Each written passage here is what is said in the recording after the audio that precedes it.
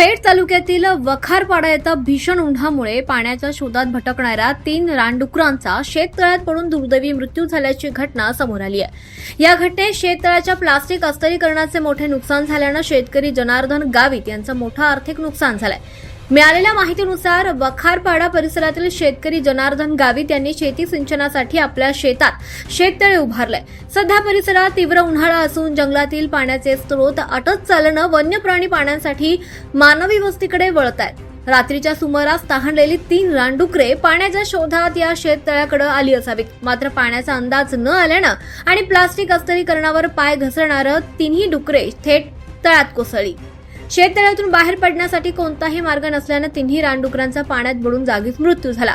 दरम्यान बाहेर पडण्यासाठी झालेल्या धडपडीत शेततळ्यातील महागडे प्लास्टिक अस्थिरीकरण मोठ्या प्रमाणात फाटलं असून लाखो रुपयांचं नुकसान झालंय।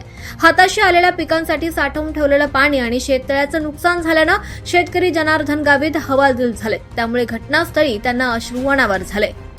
घटनेची माहिती मिळताच वनपरिक्षेत्र अधिकारी साळवे, वन कर्मचारी गायकवाड, चौरे तसेच स्थानिक वॉचमन यांनी घटनास्थळी धाव घेतली। ग्रामस्थांच्या उपस्थितीत मृत रानडुकरांना बाहेर काढून घटनेचा पंचनामा करण्यात आलाय। या घटनेनंतर ग्रामस्थांनी वन विभागाकडे शेतकऱ्याला आर्थिक मदत देण्याची मागणी केली आहे। रानडुकरांच्या उपद्रवामुळे झालेल्या शेततळ्याच्या नुकसानाची गंभीर दखल घेऊन पीडित शेतकरी जनार्दन गावित यांना तातडीनं नुकसान भरपाई द्यावी अशी मागणी ग्रामस्थांनी केली आहे।